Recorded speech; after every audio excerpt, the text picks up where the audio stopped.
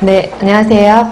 안녕하세요. 네, 오늘부터 환경공학 수질 파트부터죠. 수질 파트부터 이제 시작하게 될 평혜림이라고 합니다. 만나서 반갑고요. 오늘 시작하기 전에 제가 대략적으로 이제 공부하시는 방법이나 수업 진행 방법에 대해서 잠시 설명을 드리고 그 다음에 수업을 바로 진행하도록 할게요. 첫 번째로는 이제 환경공학을 준비하시러 오신 거잖아요. 그쵸? 준비하시기 지금 시작하시는 건데 어떻게 구성되어 있는지를 조금 알아두시면 도움이 되실 것 같고, 물론 공부를 시작하시기 전에 각자만의 방법으로 다 정보를 찾아보시고 어떻게 공부를 하셔야 되는지에 대해서 알아서 찾아보셨겠지만, 그래도 제가 한번 정리를 해드리고 요즘 문제가 출제가 어떻게 되는지 경향에 대해서도 잠시 말씀을 드리고요. 그 다음에 공부하는 방법, 그 다음에 수업의 진행 방식에 대해서 설명을 드리고 수업을 시작할게요. 첫 번째로는 이제 환경 쓰실 필요는 없고요.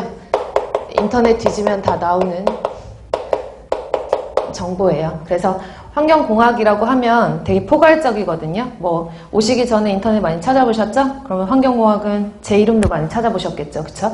그럼 제 이름을 찾아보시면 양이 엄청 방대하다가 대부분 써 있더라고요. 그래서 수업 과정 자체가 이제 양이 많고 수업 그 회차가 좀 많기 때문에 여러분들이 아마 좀 주춤하신 분들도 계시겠지만 환경공학이 어떻게 구성되어 있는지 알고 계시면 왜 양이 방대할 수밖에 없는지에 대해서 좀 이해를 하실 수가 있거든요.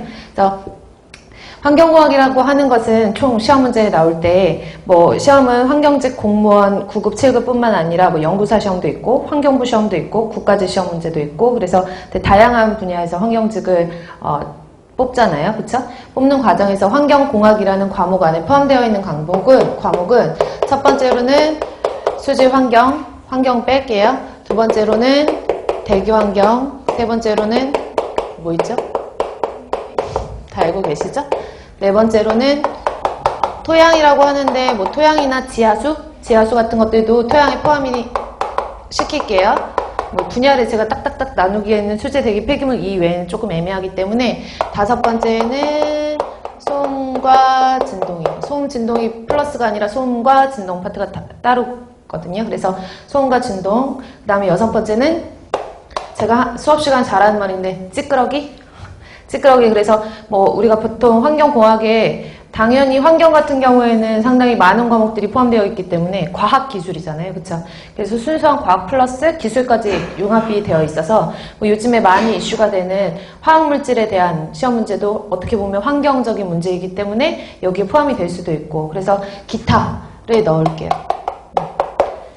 그래서 과목은 이렇게 되고요. 이제 각각의 과목마다 여러분들 환경공학 공부를 하시려면 기사나 산업기사라는 시험을 들어보셨을 거예요. 그러니까 그런 시험에 이제 과목별로 나누면, 물론 환경공학은 기사나 산업기사 시험은 아니지만 거기에 어떻게 보면 벗어날 수는 없거든요. 그래서 수질 같은 경우에는 과목이 개론, 수질오염 개론이라는 게 있고, 그 수질오염 물질들을 어떻게 처리할 것인지에 대해서 나와 있는 게 방지기술이라는 과목이에요. 그래서 방지기술, 그 다음에 수질에서는 상하수도라는 걸 배우거든요. 그래서 상하수도, 공정시험 기준,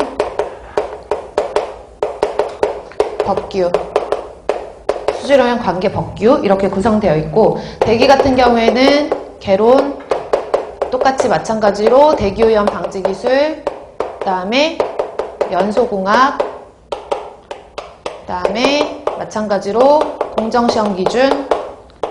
공정시험 기준은 실험하는 거거든요. 그래서 실험에 대한 내용들이 나와 있는 것이 공정시험 법이었는데 이제 법에서 기준으로 변경이 된 거죠.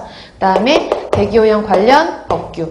근데 여기서 법을 보시면 조금 이따 설명드리겠지만 법이 하나가 아니라 여러 개가 이제 대기 환경에 관여되어 있는 법규, 수질 환경에 관여되어 있는 법규들이 여러 가지이기 때문에 법만 해도 조금 많거든요. 양이 많고, 그 다음에 폐기물 같은 경우에도 마찬가지로 폐기물 처리 개론이라고 하고, 폐기물의 처리에 대해서 설명을 할 것이고, 그 다음에 뭐 소각, 열회수, 뭐 이런 내용에 대해서 설명을 드리고, 사실 공정시험이나 법규 같은 경우에는 폐기물 같은 경우에는 보통 시험 문제에 많이 출제가 되지 않는 편이라서 이거는 제가 이렇게